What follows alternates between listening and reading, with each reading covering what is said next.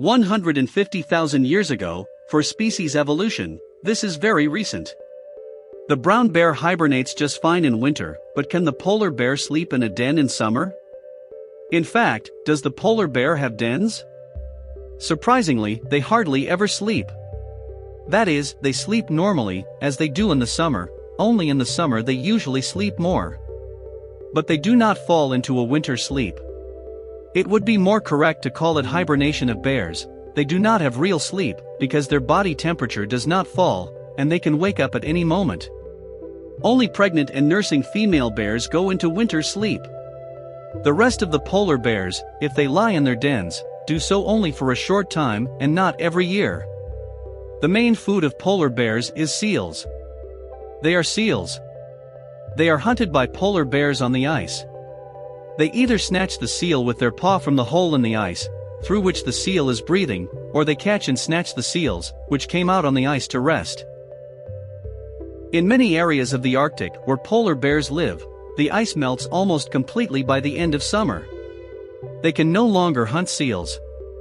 On land, most Arctic animals are able to escape from the polar bear, and in the sea to swim away from it.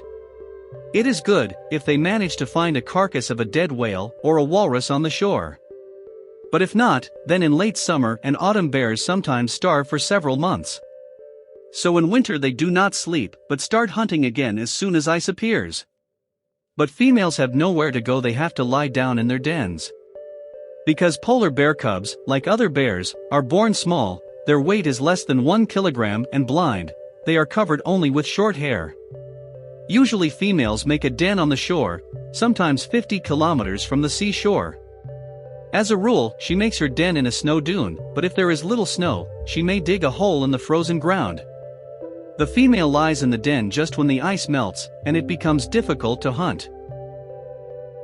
The cubs are usually born in November and January and stay in the den until February-March. Before she gives birth to the cubs, the bear does mostly sleep, but she wakes up during the birth and has to sleep less afterwards. But she is still in a state of winter sleep until she leaves the den. She doesn't eat, drink, pee or poop. So how does the female manage to accumulate nutrients for her long sleep and to nurse her cubs? And there are usually two of them. It turns out that mating in polar bears takes place in spring, in April or May. Immediately after mating, pregnant females start to feed so intensively that by the autumn they become 200 kilograms heavier, their weight sometimes almost doubles. At the same time, the development of the embryos in the bear's belly in spring stops at an early stage, and continues only in autumn.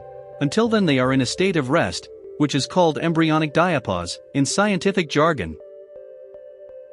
Apparently, this allows the bears to adjust the beginning of embryo development to the time of burrowing. After all, this time strongly depends on the conditions in the area, and even on the weather in a given year. It is not very clear why all polar bears don't get fed the same way. But for some reason they don't.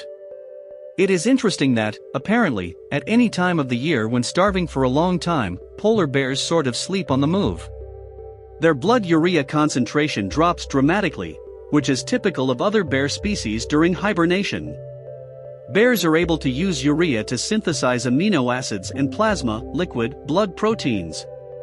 The concentration of proteins in the plasma must be as constant as possible, otherwise there are various problems with fluid transport and metabolism in the body. In addition, the lower the urea content, the less it needs to be excreted with urine, which means less to drink.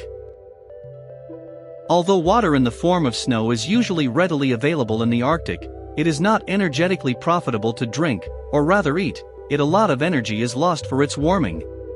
If the brown bear's urea concentration decreases, he becomes lethargic, no longer wants to eat and falls asleep. But the polar bear, if there is food, starts eating again and raises the urea concentration to normal levels. It is interesting that during the period of winter sleep, the polar bear somehow manages to lose almost no bone and muscle mass. Usually in humans and other animals, their mass decreases sharply during prolonged immobility. Even when there is food, the mass of bones and muscles also decreases in other species of bears during sleep. But the polar bear consumes almost only fat. It turns out that in some respects polar bears are more adapted to winter sleep.